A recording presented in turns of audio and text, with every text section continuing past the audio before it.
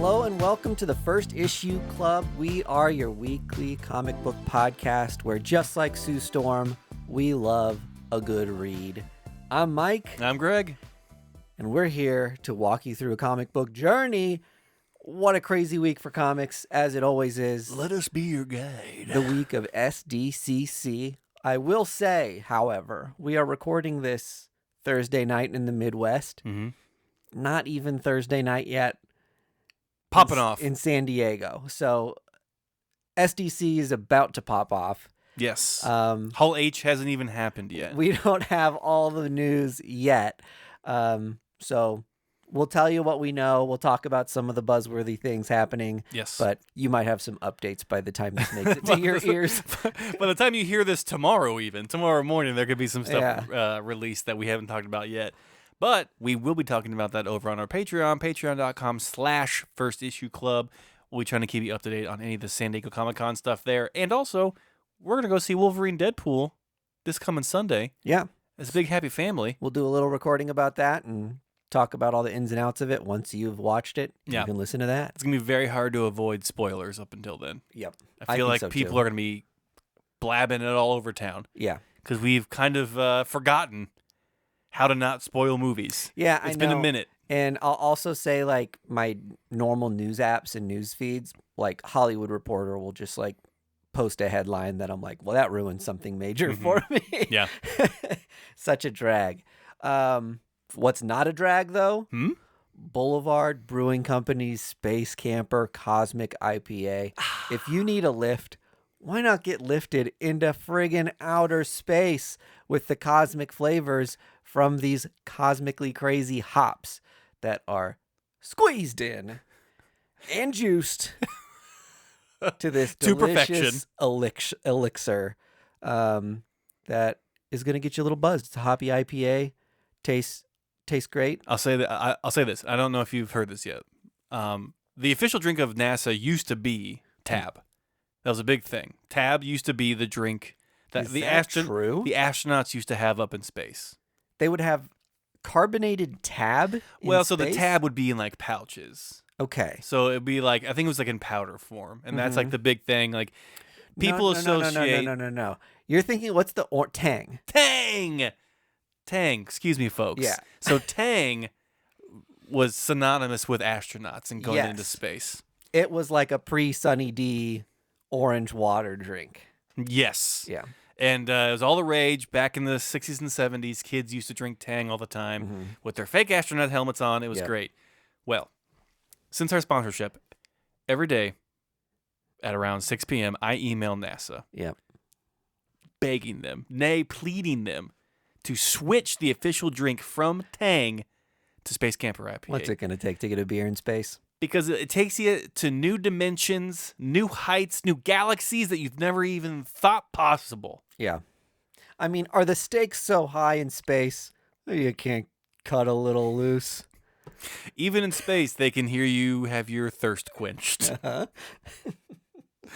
I haven't heard back yet. Steve NASA hasn't emailed me back. I think I'm emailing the wrong person. Yeah. Him and Tim Apple have to get together and discuss it. We'll see what they come back But with. my dedication is strong. I will not relent until Space Camper IPA is the official beer of NASA. We're doing the hard work for you, Boulevard Brewing Company. You're welcome. On today's podcast, yes, we've got a lot to discuss. I don't even have my notes app open. Whoa! But unhinged, unprepared, and unruly. Some big comics out this week that we are going to be talking about. I know that you read TMNT. Bang. So stay tuned for that if you want to hear what's up with that. I read Witchblade, a historic 90s comic that has come back with a vengeance. And then you've also read a couple. I read The Nice comics. House by the Sea. Yeah. Sequel to Nice House on the Lake. Right on. Awesome. And then I also read Epitaphs from the Abyss. What publisher is this? Do you Oni know? Press. Oni, okay. And I can't wait to talk to you guys about it. Okay. I'm ready to talk about it soon. But first, what we're going to do, like we always do, is talk comic book news. Greg, do you have some sort of headline for me? while my notes load? Yes. So at this time, I'd like to dim the lights, put on my most respectful garb and tone of voice, and bid fond farewell to the Omnibus app. Omnibus app, if you're not aware, was the latest and greatest digital reading app for comic books. It was fun, it was fresh, and it was looking like the future. It was announced last week that they are officially shuttering their doors, battering their windows, and closing up shop. And I personally am pretty bummed out about it. I thought we had finally figured out a way to beat Kindle, take down Comixology, and, it just wasn't in the cards. So I hope that someone comes along and picks up the pieces that Omnibus has and tries to make something else fantastic. But a big shout out to Travis and Kenny, who started Omnibus many, many years ago. You guys did a lot of hard work, and I know a lot of grateful comic book nerds out there who really appreciate everything that you did. So I hope that you are seeing what you accomplished as a huge win, because we certainly are here at First Issue Club. So be proud of your guy. Be proud of the work that you did do, and onward and upward. Good on you. I think that's not an easy thing to be a player in that space, and your name is immortalized. In comic book players and comic history now. They had damn near every publisher, I think, but all but the big two. Yeah. So shit, they were doing something right. I think it's expensive to do that. Totally. To run a digital platform like that. So, I guess if you don't get like an investor or something, it's tough. And I don't have to tell you this, or probably most of the people listening, but I don't want to get into this as a major topic, but digital comic piracy is such a huge problem. And it's really unfortunate that a lot of times there's a lot of people who aren't spending money supporting great creators because so many people just immediately screenshot stuff and then post it on a website for free somewhere, which really sucks because more cool stuff isn't going to get made. Well, and the bummer of it is like, so we get press copies in our email, in our First Issue Club email. And more than likely, sometimes those are just ripped right from the computer and put right onto those websites. That's messed up. There's some publishers who will like put your name over the cross of them. So sometimes we get comics that are like a big watermark that says First Issue Club on every page. So if we're the leakers, people know like, hey, never send which we are preview comics to First Issue Club ever again. But surprisingly, a lot of them just like host one copy of the comic somewhere, and it's a link, and it's put just it like in a WeTransfer file, send it out to a lot of outlets, and then poof. But I guess it's one of those things too where they maybe just assume that people who are going to pirate comics aren't the people who are going to pay for comics anyway. Right. You're absolutely right. I don't know. It's a whole thing to get into, but this does transition us into another conversation that was a big topic on our Discord this week. Go join our Discord if you want some comic book friends. Marvel QR codes. Jesus Christ. Especially in the back of all the X-Men comics. Way to fumble the bag. I don't know if it's happening in other books, but really hot topic for everybody in the chat this week. It got pretty spicy. I know. It started with a conversation of like someone being like, I wonder how this is going to work when there's a first appearance in one of these digital pages or something. Like, do people care about the book that had the QR code in it that linked to the digital page? I got the NFT of this guy's first appearance. There's also like some worry about do these links just like go away at some point, and then you're left with story crucial stuff that just isn't in your comic book anymore. It's just like you have to rebuy everything in potentially trade form. That's exactly what's going to happen if you want to get back. And potentially this pushes more people to Marvel Unlimited, because I'm assuming they won't have QR codes in those. By the time the comics make it to Unlimited, the actual page should just be in there. So, but if your goal is to make someone go to your designated website, frustration shouldn't be the motivator. You know what I mean? Like, it is such a weird, antiquated method to like spice up a comic book. Yeah. Like, first of all, if you've heard Andy talk about QR codes at all on this show, you know that they can be corrupted very easily. Oh, for sure. So the fact that Marvel's doubling down on that is odd. And to make it so vital, yeah, you're first saying, hey, if you don't have a phone, you're shit out of luck. Like, you can't read the end of this comic. Yeah, right. It's basically like story crucial stuff too. It wouldn't bother me as much if it was just like, hey, here's some adjunct fun stuff that's like a joke or a gimmick. Yeah. But the last page of the X-Men one was like, this is the normal last page of a comic book. This is the page that you're like, oh, here's the big twist that gets me to pick up issue 2. And that sucks that I just like don't own that page in anything. And I'll also say that like my order hadn't come yet, and I wanted to be able to talk about X-Men #1 on the podcast a couple weeks back. Right. And my process for that, bought the comic digitally. In the digital copy of the comic, you still have a QR code. My e-reader doesn't open QR codes. So I had to take a screenshot of that page, go to my Photos app, and then long press on the QR code in the Photos app to get the Apple interface to prompt me with the link so I could go read a page that now isn't formatted for a phone anymore, right? Oh my God. This is just a picture of a large phone. It's not in a reader. Yeah. So you're having to like zoom in to see Terrible. the words and everything. It's just not very thought out, I think. No. I think in their heads they were like, and someone pointed out that there's maybe it was Vargas, a really big ad to like click to like go to unlimited on that page, and it was like, okay, their motivation here is to get more people to just start buying digital comics. Yep. I guess good way to drive traffic to an ad for that. But at the same time, big pain in the butt. Yeah. Because here's what's going to happen. People are going to go, what the hell? And then go to their phones and Google what happened at the end of my X-Men 1 comic. Yeah. And they're going to go to Google and they're going to go, hey, wait a minute, there's free comic books on here? Well, and then they're going to pirate comics. Well, what Marvel pitched to was like, too many comics are getting spoiled because the people flip to the last page and share that stuff online. Well, now too many comics are not getting read. And now I'm like, now people can just like post a link somewhere.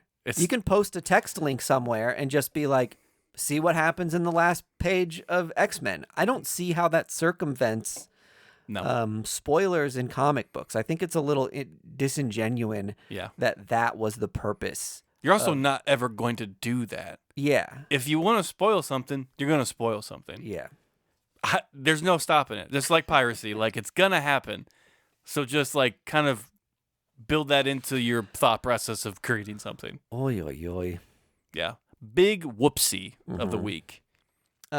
Okay, some good news that I heard, though. Finally. I'm excited about for Patton Oswalt. Okay, let's go. Let's go. Minor Threats is heading to Netflix. Yes, it is. Very excited. I've loved all of the Minor Threats that I've read so far. It's wild that this book came out a year ago-ish. And seemingly out of nowhere. Has a whole universe established already. Yes. And it's expanding. Yeah. They've announced new books this afternoon at San Diego Comic-Con. So not only are they making this, they're also not slowing down. And you know what I'll say, too, about this one to give it some credit is that I think the pacing of the new titles and new universes and tie-ins have been coming out at a pace that I can handle financially and that I can handle like just like content ingestion-wise. When Radiant Black came out, it was like, here are 3 comics that are related to it that are also all happening while you're doing an ongoing storyline in this major arc. So all this, like, before I totally understood or committed to whether I liked Radiant Black or not, I had to buy 4 other comic books to get the full picture. This has been very much like, here's a mini series focusing on this group. we're following it up with another miniseries that peppers a little bit more Yeah. on a side character. It Then we're was coming a back drip to the feed. main group. Yeah, that's been great for. Radiant Black was like butt chugging. Yeah. Like, this has been a drip feed. No shade to Radiant Black. You had to be all in for Radiant Black, but it was a lot all at once. Yeah, right. The damn doors were fucking wide open for that baby. Yeah, totally. So I'm excited to see what this happens. I don't know if it's going to be a cartoon or a live action show, but I don't know. That's a good question. I think it'll be like fun, not totally like a comedy, but like not totally serious either. I think it'll play in this nice space of like fun, easy, Like a watch. more toned down version of The Boys. You know what I mean? Just Sure. like superheroes on the outskirts, kind of in the gray area of morality. I think it best serves itself to be animated, kind of like the Invincible TV show. Just because there are so many fantastical characters in the series. Yeah. To try to do that in live action would be Cost a lot. A lot. Yeah. It's funny as fans were just like, does this cost too much? Well, I don't think it's funny because we want it to be a good product. Yeah, right. So it's fun speculating of just like, if there wasn't a creature that was a fly, that was the size of a human, then I would say, well, maybe you could do this as live action. Yeah. But when you have those kinds of like, it would be a very CG heavy thing, just go cartoon or go like whatever Invincible is, cell shaded stuff. Like, it just would make the tone and the storytelling way more easier. I really don't like being a CGI snob or anything. But I do. I will say that some of the stuff in Paper Girls took me out of it. That it was just like, oh, what, like a fantastical show that grounds you in reality. Yeah. And then all of a sudden there's this like super animated robot that you're just like, what on earth is this thing? Now, wait just a minute. Yeah. I think that was an Amazon problem. Yeah. I don't think they put I think they bought the rights to enough too many things money into it. and just like threw a bunch of stuff at the wall to see what sticks. They were like, can this be a Stranger Things? Yeah. And can this be a Game of Thrones? Exactly Please. right. They spent all their money on the Lord of the Rings stuff and then had none left over. Okay, have we mentioned that we haven't seen Wolverine and Deadpool yet? Not as of this recording. That we're gonna maybe do a bonus episode on our Patreon to talk about it once we've seen it. But generally, from what I'm seeing, sentiment is really good. Yeah, the hype is real. There's rumors that they're showing up at SDCC tonight. And when I say they, I mean Wolverine and Deadpool themselves. So I have been getting notifications on my phone that this is true. However, they have fumbled the meeting hall thing, and the line's all messed up, and the transaction didn't happen the way that they wanted it to. Got it. So people online have been tweeting that whatever they've been trying to pull off hasn't really gone smoothly for them. So we'll update you with that as it happens. So I guess one thing that I think the Hollywood industry, it seems like, is kind of bullish on today is like Marvel's back. And this movie and our supposed success assumptions are paired with an interview Kevin Feige gave like a couple days ago. Oh, okay. Had people kind of excited, or I think some of the stuff he was saying was really resonating with fans about what hadn't been working for them in the Marvel Cinematic Universe for a while, which was Marvel's mentality of making the TV shows specifically are going to be much more like an option moving forward for those who want to do a little more of a deep dive into the world. So the Marvel movies and Marvel TV shows don't feel like homework. That before you kind of had to watch 2 TV shows or maybe even more to understand what was happening in the latest The Marvels movie. Oh, right? Okay, yes. And moving forward, they've decided to not make the TV show stuff so like mission critical. That our kind of movies are our bread and butter. You might see an ongoing narrative in the movies, maybe we'll shy away from making them so dependent on each other. But the TV shows are ultimately going to play less of a role in being so instrumental to what ends up happening in the movies because fans are like, I can't keep up. Or there are some shows that don't interest me, and now that means I can't enjoy the next Avengers movie because of it. And even if, like, let's say the next Avengers movie is fine and enjoyable without understanding the full background of Kamala Khan, I think still that sentiment is there, and it bothers people that they feel like they didn't get the full picture because of the way the TV show was framed. So I think that's good news for Marvel and Marvel fans. I enjoyed this sentiment and the idea of what Marvel wanted to do with that, of just like, they wanted to have a more enriching experience for the fans. Yeah. I don't think this was necessarily a money grab. I do think this was like a way to like create more content for the fans. That's why we got a Ms. Marvel TV show. That's why we got a Scarlet Witch TV show. Like, and those bled directly into their movies. And I thought that was cool, but it is kind of like homework, trying to like keep up with all that stuff. So, and I recognize I'm not everyone too. Like, I'm a mega comic book fan, so like of course I'm gonna watch all the things, right? And it doesn't bother me as much, but I totally understand the perspective of most people. Yeah, no, I get that. That's great. I mean, Marvel, and I mean this seriously, Marvel needs this movie to be good, or they've lost a lot of like credit. Yeah, totally. In their ability to perform. Yeah. I think they're gonna nail it. I think from what I've seen with early reviews, everyone's pretty much 2 thumbs up.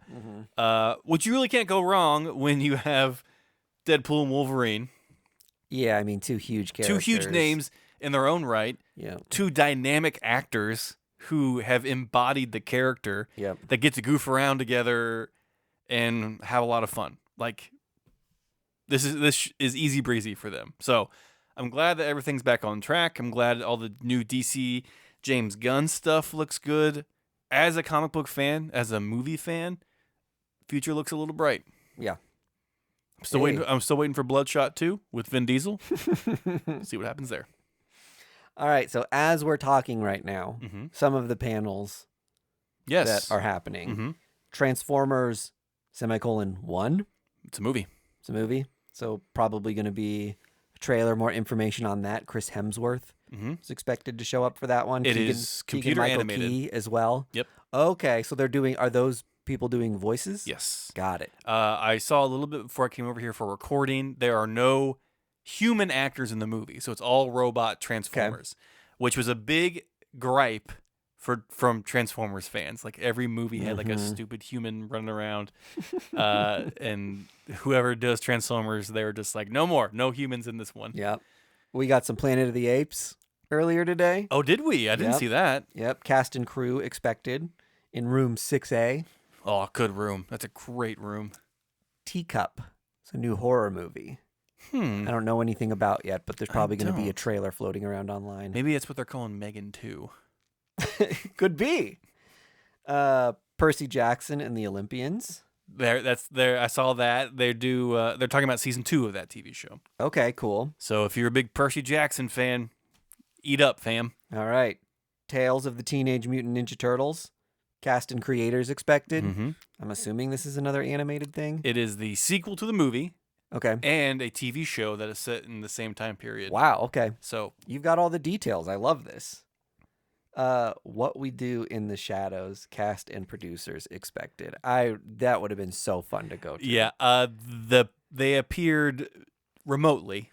Oh, so they appeared. It was okay. kind of a bummer, Yeah. but I think it was just like a retrospective of the time that they had making the TV show and the early on movies. So I think it was just kind of a fan service, like, thank you event. Yeah, and this is the last season that's going to be coming out soon, so they're kind of doing their farewell press tour. Yeah. Okay. Which is, if you haven't seen it yet, phenomenal show. Those About to Die, I don't know anything about. Oh, We Salute You. I don't know. Venus Prime. Doesn't sound familiar. Same. And then what we were talking about, Deadpool and Wolverine, Ryan Reynolds and Hugh Jackman showing up. Yeah. I know on the comic book side of SDCC stuff, they did a big, Dark Horse did a big Minor Threats panel. Yeah. Where everyone was up there talking about it. Patton Oswalt, Jordan Blum was up there. Kyle Starks, Ryan Brown, all of them were up there talking about it. And then after that, DC did a bunch of Absolute Power stuff, kind of introducing us to those characters and what we should be bracing ourselves for as far as content. And I'll be the first one to admit, some of it looked pretty cool. Hey, all right. I'm really digging caked up Batman for Absolute Batman. He is thick as a pound cake. He's like in his 20s. Oh, okay. So that's like kind of the big thing is he is like a younger version of Batman. Alfred is there, but he's not his butler. He is still an MI6 agent. Oh, interesting. So if you remember from like Alfred lore, he's actually a combat trained spy, so to say. Yep. And so they're going to lean into that more as far as like, I think it might be a mentor-mentee situation. If you haven't seen the pictures of the new Batman, it's like Dark Knight Frank Miller huge. Okay, wow. Like he is gigantic. He's like, I think he actually works as like a construction worker. Like that's like his like secret identity during the day. Okay, wow. They're really changing the canon for this. Yeah, so I don't even know if he's rich, to be honest. Yeah. Like if he inherited money or whatever. And then they got into Absolute Superman with Jason Aaron. And I learned from that Jason Aaron is the first writer from Kansas to write for Superman. I never even put that together. I never did either. And I thought, wow, that's amazing. And he kind of like really leaned into it of just like, I want to bring that Midwestern mentality to Superman. That rules. And I was like, that's fantastic. Of course, we're huge Jason Aaron fans. Yep. Being from Kansas City, hanging out with him often, every Sunday for pickleball.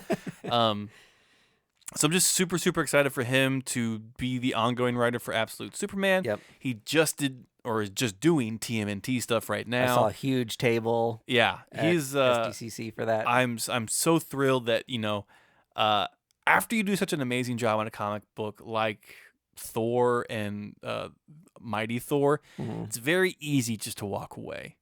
And kudos to Jason Aaron for just being like, no, I have more stories to tell. Hell yeah. And then coming up and just smashing everything that he gets. Yeah, he's killing it. Yeah, so that's a lot of fun. And then they kind of hinted at, have you seen any of the stuff for Absolute Wonder Woman yet? No.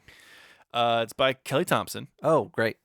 And she's like carrying around this giant Final Fantasy style sword with her. Very cool. I didn't see a lasso, but I saw this like big, just MFer of a sword. So that is just like, I've gone on record saying that swords make everything cooler. Yeah. And so seeing Wonder Woman with like this comically huge sword is very fun to me. And then the last DC announcement was that Mark Waid and Dan Mora are writing Justice League Unlimited. That's right. Yeah. So that'll be a lot of fun. I don't know if it ties into Absolute Power at all. I think it's its own thing. But when you have a heavyweight like Mark Waid and Dan Mora, you know it's going to sell like hotcakes. And I feel like they've been kind of architecting some things over at DC in the main canon because some of the World's Finest stuff that they worked on together eked out into other titles. Yes. So this might be part of some of their grander plan that I think you're right. They've been plotting. Yeah. Been a lot of Easter eggs been put around. Yeah, for that's like something bigger. Connect it all. Mm-hmm. So that's all the real comic book stuff that I've seen. Mm-hmm. I know that IDW and Jason Aaron did a bunch of press stuff for TMNT stuff at San Diego Comic-Con today, just kind of like doing a victory lap of people loving it. I did see that there was like 167 variant covers for issue 1, which is too many. Yeah, that's wild. It's because of all the retailer incentives that they open that up for anybody who bought. Well, we had this explained to us, and I already spaced on it. Yeah, Doug like you had to buy like 1,200 copies 12,000? of it. Not 12,000, but 1,200 copies to get your own cover. Yeah, which, if that's your thing, that's your thing, baby. You just buy your way in. One of the things that I saw that kind of struck me was a lot of the big names that you see listed on the website, and this happened to me at LA Comic-Con too, where you just see like Jerry Duggan is going to be there. Yeah. And you're like, sweet, I can't wait to meet Jerry Duggan. I'm going to go Friday and Saturday. And then you're like, Jerry Duggan is going to be at a table on Saturday only from 4 o'clock to 4:45. That's kind of what LA Comic-Con was like.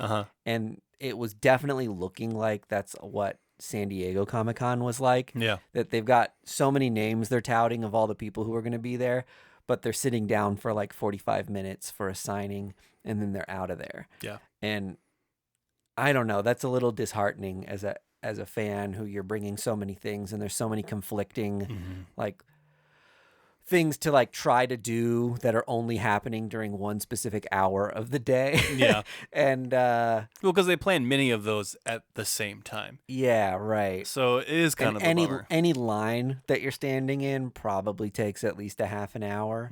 So like you just have to like pick one thing and do it and just be like, shit, I came all the way to San Diego and I only met like one of these like 5 people I was hoping to meet. And that's the thing though, like as a comic book fan who goes to cons, I wouldn't rely on those super big ones like San Diego and New York to like get anything done.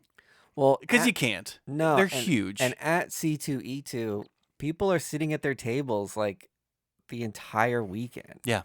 Sometimes just twiddling their thumbs. Yeah, totally. Oh, especially in Kansas City, like it is chill compared to Chicago and these other cons. Like it is so mellow. Yeah, which is great. So I think a part of this learning experience for cons is like know the right con to go to get stuff signed. I can't imagine bringing a comic book to San Diego Comic-Con to get signed. I think I just no wouldn't do it. freaking way. I think probably what I would end up doing is like if some publisher has some exclusive cover at San Diego Comic-Con and they're like, hey, the creators are at this table, so if you buy it right now, they'll sign it for free. Yeah. Like that's probably the only signatures I would really end up with. I can't imagine bringing in a box to have stuff like that. Just seems like such a hassle. Even C2E2, it was really hard when you're traveling. Yeah. I had to like think so hard about like what 10 comics I was going to bring, and they all had like multiple signatures on them. So I was like, okay, with this one comic, I can get Martin Simmons, Jenny Frison, and James Tynion. My boy optimized over here. Yeah. And so that's how I was thinking about like everything that I brought. And those people were available to me at that con. Yeah. And that's just like not the case at a lot of these California conventions and bigger ones. We've talked about before how San Diego Con is really a pop culture con at this point. Like, and that's fine because I love it because I get to see what new movies are coming out and new TV shows and toys and all kinds of crazy shit. And it's great, but it's terrible for comics. Yeah, it seems like something where everyone's like, when you say you're a comic book fan, people are always like, oh, have you ever been to Comic-Con? And they're not talking about Planet. A Comic-Con as a concept. They're talking about San Diego Comic-Con. Yeah. And you're like, no, I haven't been. And they're like, really? Seems like something that you'd just be like, I have to do it once in my life if I'm a comic book fan. Yeah. And then you go, like, how much do you think those tickets are? I've had people tell me it's just like not fun. It's like a line simulator. Yeah. However, we will be going to New York at one point or another. New York Comic-Con would be fucking awesome. Yeah. I would love to do that. And then Emerald City we want to do. I think we might do Emerald next year. Emerald City's the easiest one to convince my wife to do. Just because it's in the fun city. Pacific Northwest, yeah. I bet we can meet up with Joe. Yeah, that'd be awesome. I think that's it for Con Talk. Yeah. As far as breaking news. Apologies if you weren't interested in Con Talk, because because we just did it. Went a little hard. We did a ton of it. With like no news. We were just like, these things are like kind of happening. That we think. I mean, it's news. It's news. I think it's news. All right, good. Should we get into the books that we read? Yes. Okay. You read, well, I'll do mine real quick just because they're super easy. I did, first up, we talked about it earlier, IDW, Jason Aaron and Joelle Jones, the new TMNT. Yeah. Starting off new number 1. We have, well, let me just say this. Leading up to this, we had like 4 separate individual books that highlighted each of the turtles Yeah, in their own right. That confused me a lot. It did. They probably shouldn't have done that. Yeah. But that's fine. There were a couple issues where I was like, this is where the story starts. And it's not. And it wasn't necessarily, yeah. Was there a 0 issue? There was an alpha. There was an alpha. Those comic book people. Yes. Can we get rid of alpha and omega issues? Yes. Like, make it a 0. It just doesn't, yeah, it's so confusing as a buyer. I understand you want to capitalize on the hype, Mm-hmm. but it's confusing as shit. Yeah. And I read comic books every day. You never know if they're going to be mission critical Yes. or like completely throwaway optional. Yeah. However, this one is the real number 1. Yeah. This is mission critical. Yeah. This is the book you should start with. It's called Teenage Mutant Ninja Inmate.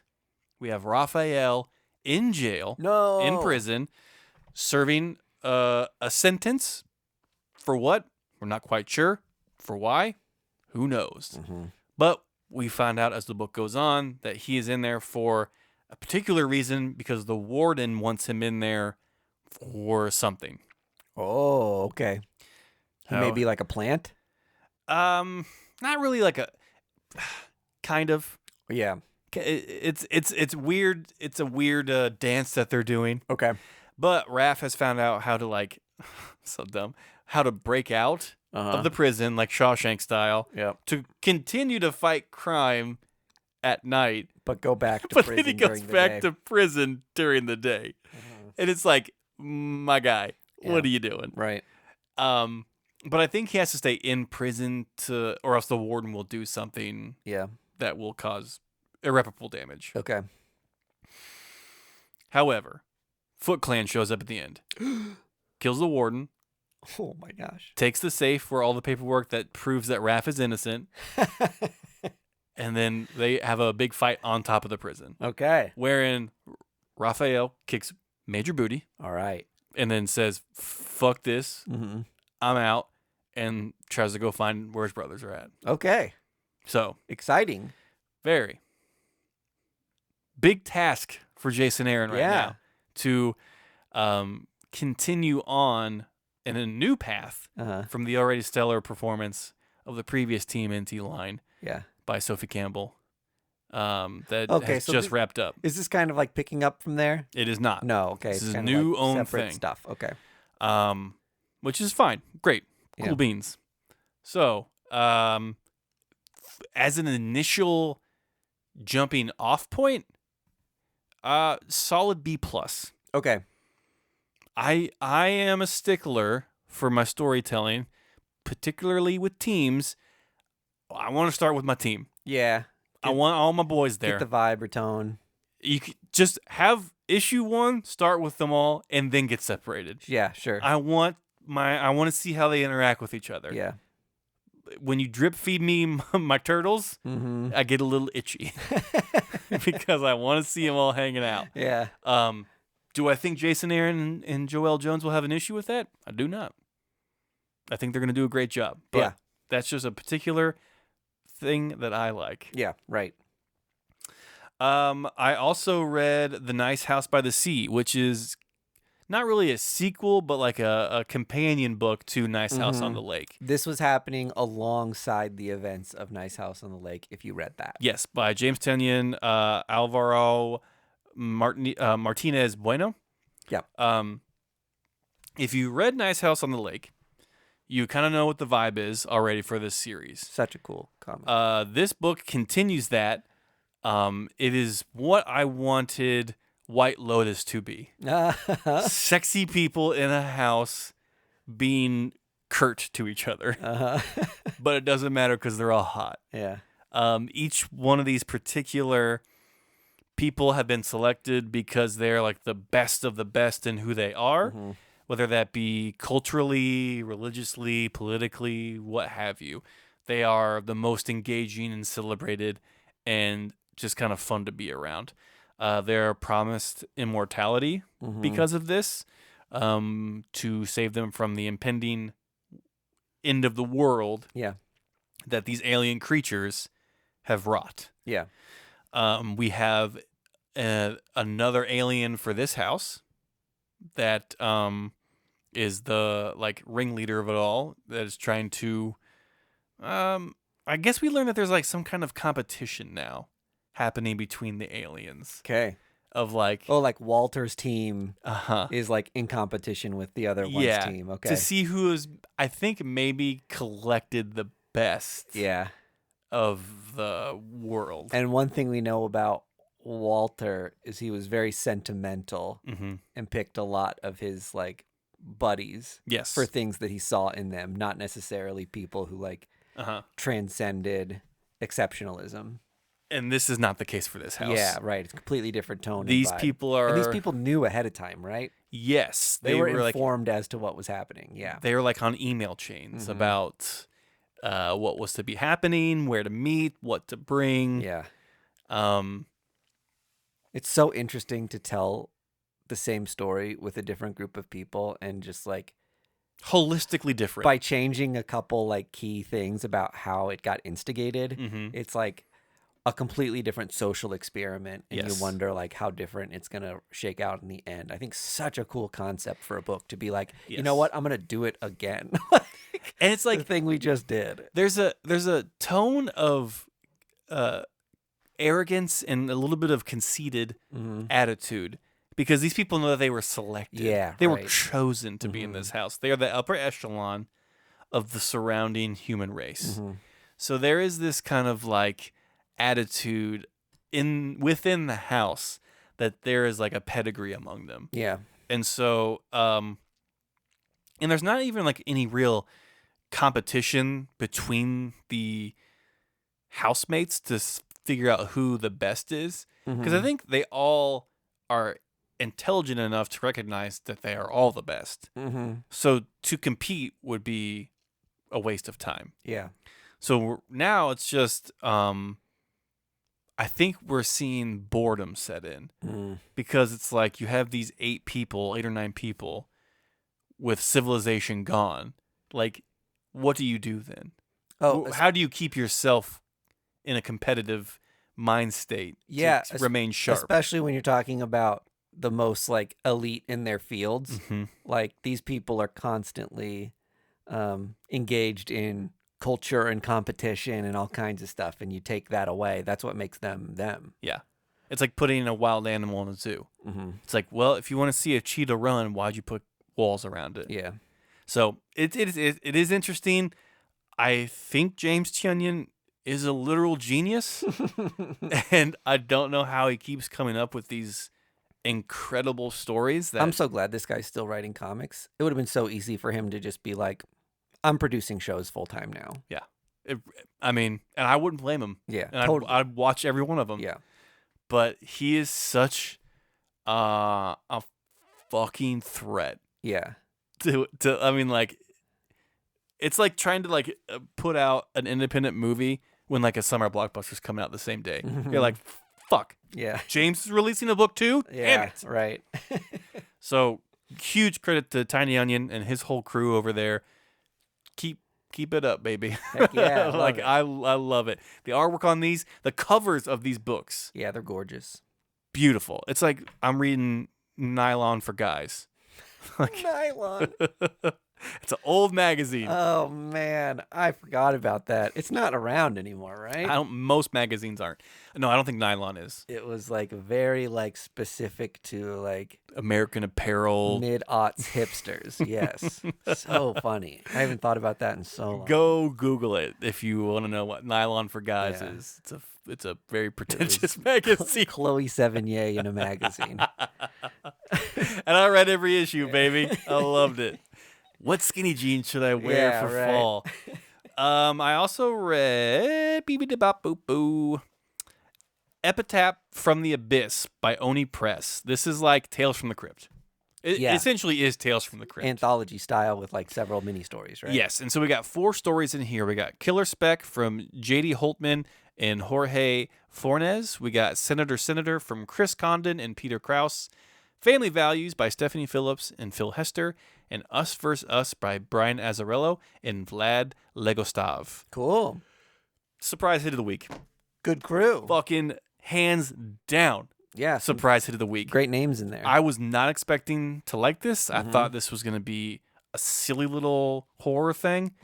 Every story nailed it. It was so much that's awesome. fun. Cool. And there is something about horror anthologies that calm me. Yeah. Because I am not a scary movie guy. I don't like them. But when you do horror anthology stuff, there is a tinge of humor to them all. Yeah. And there's like the weird like monkey paw of it, of just like, you say you want this, but if you get that, you're going to get all this stuff with all these repercussions as well. Yeah, right. So they're almost like parables. And it's like, to see that and to read that and to see all the red herrings and to see all the carpet pulls, it was so fun. Yeah, it was great. I think that's the classic tradition of like EC chiller comics. And it's great to see that carried through in the modern era and like done in a way that's not just like a corny homage to older comics. It's like people are telling new interesting stories, but like doing it in a way that kind of honors some of the history there. I'll say, I don't know. It's tough to do, like we've talked about this before, some like jump scares and things in a comic book. Like the medium kind of lends itself more to like slower burn, eerie, creepy stuff, or like what if Twilight Zone sort of scenarios. And I honestly prefer that more than just like a slasher or seeing a lot of blood. And that's kind of forces a lot of comics in this genre to be these like really interesting, clever stories that are a little more of like a psychological thriller, because you just can't do a lot of the cheap horror stuff when you're like turning a page. Yeah. It's impossible, but when it does happen, you know you got a good book. Yeah, right. It's so like, if you do get a good jump scare in a comic book, you know you're on the right path. Yep. But there was still those moments when I was reading this book where I was just like, oh, like, oh, that was a weird ending. Cool. Yeah, like, that was awesome. I want to highlight the Brian Azzarello one at the end, Us vs. Us. It's this couple who's running away from these like deformed creatures, right? Like kind of Hills Have Eyes-ish. And they're running around, hiding and trying to like get away from these creatures, and they're finally apprehended by the creatures. And they're just like, these people like, please get away with us, don't hurt us. And the creatures are just like, listen, you have to take the vaccine or you're going to die. And these people are just like, no, like never, like it's my freedom not to take it. And you think it's heavy-handed, but it's such a smart and funny analogy for what happened during the pandemic. Yeah. And I can tell Brian Azzarello had a lot of fun writing this comic. And the artist had a great time like drawing these like very deformed looking creatures. And at the end, you kind of don't really know which side everyone's on. Yeah. But I loved it of just like turning it on its head of just like, you need to take the vaccine or you're going to die. But if you take the vaccine, you're this like huge deformed creature. And like to see it played out like that and to like have it painted like that in front of me, I was just like, this is fucking hilarious to me. Right. It articulates a fear that people had of the vaccine in like a way that you could like look at on paper. Like it's like a visualized fear. It was like it's like a spy versus spy of irrational fear and rational fear. Yeah, right. You know what I mean? Like the people that want to save you and give you a vaccine look so wretched and deformed. Yeah. And like, but anyway, I could go on and on about how like it was beautiful satire. So I just wanted to highlight that story, and the other three in there are phenomenal as well. But you kind of touched on a point about how it's difficult to keep that charm when you're not really revamping, but revisiting an older comic. I also read the Flash Gordon book from Mad Cave. And Flash Gordon is a very old comic book, like from the 30s and 40s. And it can be a bit dry at time because it was an old radio show. And like it's supposed to be exaggerated and kind of lampoony and kind of odd and weird. And so for that reason, it doesn't really translate easily into modern comics. Yeah. And while the creators for the Mad Cave book did a phenomenal job, the artwork was great, and the writing was phenomenal, there's still some disjointedness to the character of Flash Gordon that makes him unrelatable. Yeah. Specifically in the same vein as like Deja Thora or John Carter. Yeah. Like those, or like the Phantom. It's just like they seem so out of place and out of time that I have no way to relate to them. Yeah. I totally understand that. And so even if you do like the best job in doing these characters, there's still that weird disconnect where you're just like, I don't get it. Well, and the weird thing too is that there is like there has to be a rabid fan base for these things that makes it so it's really hard to modernize them without people getting upset. Yeah. Otherwise, they would have modernized them more and done like a different origin story. Yeah. But since they're classics, it's kind of like sacrilege to do much too different with them. They kind of fucked themselves by making them so iconic looking. It makes it kind of impossible to modernize. But I mean, and I think everyone should go check out the Mad Cave Flash Gordon if you're like into the Flash Gordon stuff. It was a fantastic revisiting of the story. But for me as a reader who isn't a huge Flash Gordon fan, I'm not really bought in on it yet. Well, and some of those old comics can be charming because you're in the mindset of like, oh, this is something that kind of shaped what modern comics became. And it's interesting to see this as a timepiece. Yes. But it's not interesting to see that remade today. Right? I honestly think it would do better as a TV show / movie. Yeah. Like, it'd be easier to pump up the action. The action in all those comics are still kind of clunky. Yeah. So, anyway. That's just the parallel I wanted to make. That the Tales from the Crypt thing did it easier because the crux of those books is modern interpretations of current events and portraying them in a new way so people think about them differently. Yeah, right. Very cool. Love it. Yeah. That's it. All right. Wiping my hands of it. I just read Witchblade. From Image Comics. From Image Comics. Like we mentioned at the top of the episode, an absolute 90s classic around the kind of change in the modern generation. 90s darling. To more of like the image age of comics. Oh, speaking of the image age of comics, did you get that like email from CLZ that's like, what do you think we should name, or should we break up the modern era into sub-eras? Because the modern era has now gone on for a bit too long. And so I answered a survey that was like, which of these resonate with you most? Is it like the variant era? Is it the slabbed era? Tons of other options. They had like different metals if we wanted to stick with like bronze, silver, gold era comics, where like modern the modern that we're in right now becomes like the zinc age. And then, and now we're in like another modern era. It was just kind of an interesting conversation. I should have mentioned it at the top of the show. It's a little more newsy. I think if you're going to stick with metals, you'd be like platinum, titanium, like stuff like that. Yeah. I don't want them to be referred to as like the variant era or like that is too niche for me. Yeah. Because then you might as well just call the 3 years when there was a pandemic like the COVID era.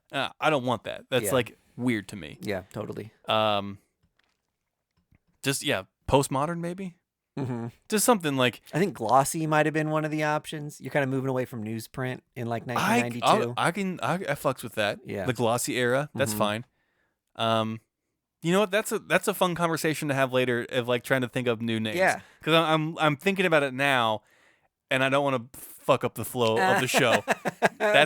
We're gonna revisit this because that's a fun conversation. Bookmarked conversation. Yeah. But in any case, Witchblade makes me think of that time in the 90s where comics really changed. And this was such a huge character and such a huge I don't know, like character and like powerhouse cheesecake like shift in storytelling. This was like such a loaded comic book, and I kind of wrote down some like themes of this that I was like could be part of this conversation, which is like the history of the sexuality of this book and how like little or how much skin was being shown and how that was like, this is far out for a modern popular comic book. And it eventually got turned into like a TV show. Like it was that popular at one point, right? So if you're not familiar with Witchblade, she's wearing like a bikini made out of organic material. Yes, right. From said Witchblade. Yeah. Let me get into what this comic itself is actually doing. So it's a formal reboot retelling of Witchblade. So we're starting over from the beginning. We're kind of like rewriting some of the origin, but it's stoked in a lot of like the same lore. So completely fresh starting point. It's written by Marguerite Bennett. Art by Giuseppe Cafaro. Okay. So, whoopsie, really cool. I'm in. Already you're like, okay, this is a GLAAD award-winning creator. Yes. Who is writing a character that was very hypersexualized in everything. In the era that it came out. So it's always nice to see women, queer voices kind of take back some of these things that had great stories but kind of lost their meaning to just the selling of like smut covers, right? No, that's exactly right though, because if you go to any old head now and mention Witchblade, their first initial thought is like boobs. Yeah, totally. And like that was the purpose of it. Yeah. Which is a bummer. All right, so what is this book about? What's this kind of like new origin story for Witchblade? So it starts with this kind of secret cabal, and they're trying to find some like mystical artifact. Okay. And that mystical artifact chooses a host, and then that host becomes a super weapon. Kind of like Venom and the symbiote. Yes, exactly right. So the Witchblade is the Venom symbiote in this case. Yeah. Only in this scenario, there's kind of like a chosen one, right? So imagine the symbiote being like, I'm going to go seek out the chosen one. Yeah. So also should mention there was a boy version of this called The Darkness. Yes, that's right. And I mean, he was a beefcake. Yep. So just as sexualized. At least it was equal. Yeah. I won't say equal, but they were both sexualized. Right, totally. There was some great quick world building in this. Okay. She's a cop that's trying to find dirty cops in the force that killed her father, and she goes undercover as a dirty cop? As a dirty cop into a human trafficking ring. Oh. And when she's there, that artifact, that Witchblade, ultimately finds its way to her, attaches to her. She goes nuts, kills everyone, kicks butts, releases the goes nuts and kicks butts. Releases the people being trafficked. It was really cool to see like the Witchblade thing, like piloted different bodies to get to her. And so it would like leap from person to person and then like create chaos in a scenario to get to somebody who like had a plane ticket, who could get on a plane and get across seas to America. It did all, like half of the book was following this transition of hosts. And then the other half of the book was kind of like giving our main character a background. That's cool. As a cop. So ultimately the cabal that kind of like instigated finding this thing and set this up with a host to like start the transaction of going to find her follows along and ultimately finds their way to her. So my assumption is they're trying to use her as a weapon for their own advantages, or maybe there's some sort of cult or something. Right. This could be a little more detailed to like Witchblade lore that's already like canon that's been established, but it's been so long since I've read any of those comics that that's all lost on me. But it was a really fun read. Kind of seems like there's opportunity for this to be like cop procedural and a lot of like down to earth drama while also having a touch of supernatural and bigger things at play, which is always a fun thing. That's kind of what I want. I want her to do mundane activities with a paranormal advantage. You know what I mean? Like, yeah, right. Oh, there's a locked door, and like Witchblade just goes like R2D2 it. Yeah. Open. I think that is an easier sell for me than hyper fantasy Witchblade organic bikini lady. This seemed like The Departed with mysticism. Okay. I mean, you know what yeah. I mean? Departed. Okay, You I'll fucking say rat. one of the other themes from this is that rooting for cops sometimes feels weird. Yes. Even if it's a cop going after dirty cops. Yes. You're just like with the news on a day-to-day basis. It's just like, oh man, I don't want to. Even Brooklyn Nine-Nine had that season where they're like, what are we doing? I don't want to do this right now.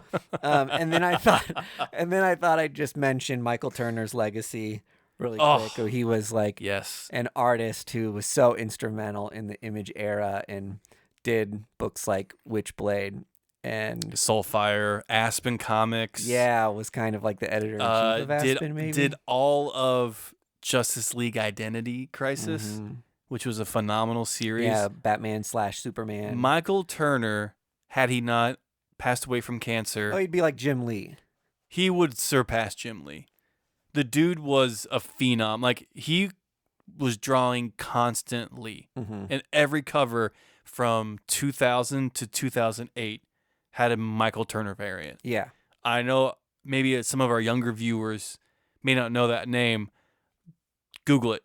Find the Wikipedia. The dude was a monster. He was everywhere. Really tragic. He died of bone cancer. Yeah. To speak to how prolific he is, tons of books still have Michael Turner variant covers just from like the incredible number of like personal work he did or commissions or things that ended up unpublished. Like the A cover on this book might have even been a Michael Turner cover. And it's just so wild how many pieces of art that he's had that have like... It's bonkers. That you could still publish new stuff from him. 16 years after his death. Yeah. I mean, when I was collecting in high school, early college, I sought out Michael Turner variants for the longest time because he was like one of my favorites. He was such a stickler for anatomy. Like, he had a very distinct house style, which we've talked about house style before. I mean, Jim Lee, Dan Mora, those are your artists that you have in there that can meet deadlines, draw beautifully, and aren't pieces of shit. You know what I mean? I think his style really resonated with me because it was like you said, like great structure, but a little bit of his line style was kind of sketchy. And as like a young kid or like a preteen that's like trying to learn how to draw, you've got that kind of tendency to do those little sketchy lines and very slowly make a figure instead of just like going for a perfect line the first time. And his style kind of looked a little sketchy like that, which was really different and distinct at the time from like the 80s super clean line. Bulky, really huge characters. Yeah, exactly right. These were much more like sinewy characters sometimes, but were still kind of anatomically correct. It wasn't like the Todd McFarlane over exaggerated like head sizes, J. Scott Campbell and big stuff. eyes. Or J. Scott Campbell stuff where you've got like toothpick waist, like no guts, hips as wide as the Eiffel Tower. So yeah, his style was just something that I think I could relate to at a young age and made me feel like I could draw. To continue on the Witchblade talk, we have been doing this show for 5 years.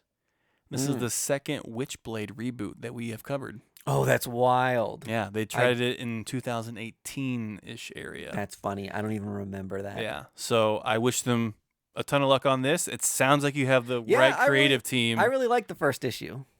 Here's what I want. I want this to be so successful that they have to reboot The Darkness. You know what I mean? Like it reaches such a fanfare that they're just like, hey, let's go for broke. Yeah. Let's bring in The Darkness. I'll say that while the costume feels a bit more modest than the original costume, I think it's still like this person's basically wearing like a leotard. Yeah. You know what I mean? The old costume was very dated. Yes. And it was a very objectifying costume. Yeah, right. Just like Power Girl has lost her boob window. Yep. Like we're upgrading and we're updating. I think it's such a tough line to draw as a new creative team to be like, okay, like sexuality is maybe like a part of comics in some respect. Yes. And like just like there's these like romantic thrillers that were really popular in the 90s. It's like become a genre, and there's things that people want and enjoy from a genre like that. Mm-hmm. And can you do it in a modern way? Yes. That like feels right, but still have it be like, you know, we're adults reading comic books. It's unrealistic for like everything to be completely sexless, but I don't want to feel like a comic book that I'm reading is like strictly male gaze. Yeah. And I'm just like some fucking cornball for picking up this issue. Sexuality has a place in comic books. Yeah. Objectifying people does not. Yeah. And it's very easy to just introduce sexuality without punching down. Yeah. And like, it's not hard. Mirka and Dolpho has been doing it for 6 years. Like, fucking get a brain cell, everyone else. And so, anyway, that's my rant for that. All right. I suppose. I think we did an episode. That's a sode. Hop over to the Patreon for some bonus stuff throughout the week. Yeah. Really, really excited to see Deadpool Wolverine. And what happens at SDCC if if news bombs keep dropping. What a gaffe. I'm a basketball fan. Yes. And every time news drops, people are like, that's a Woj bomb. Oh, really? Because Adrian Wojnarowski is always the guy who tweets like the massive news. So like, oh my gosh, there was a Woj bomb. And so anytime I'm like talking about another hobby or a field of interest, I'm always like, oh, they dropped a bomb. And people are like, what? What the, where? Yeah. It's terminology I don't understand that like, isn't that it's limited maybe to I think the football NBA. guy is Adam Schaefer, right? Schaefer. Did people say Schaefer bomb? Schaefer shot. Schaefer shots. Watch out, Schaefer shot. Or Schefter? Maybe Schaefer. I think it's Schaefer. Schaefer, okay. In any case, this ain't about sports, it's about comic books. Be cool, bag and board. See you later. Bye. First Issue Club podcast is brought to you by Boulevard Brewing Company, the people responsible for our favorite drinks, the Space Camper Cosmic IPA family of beers. Our show is edited and produced by our hosts Mike DeStacy, Greg Lichtag, and Andy Vargas. You can find us on social media at First Issue Club, and you can join the supporters who keep our humble podcast going on our Patreon at patreon.com/firstissueclub.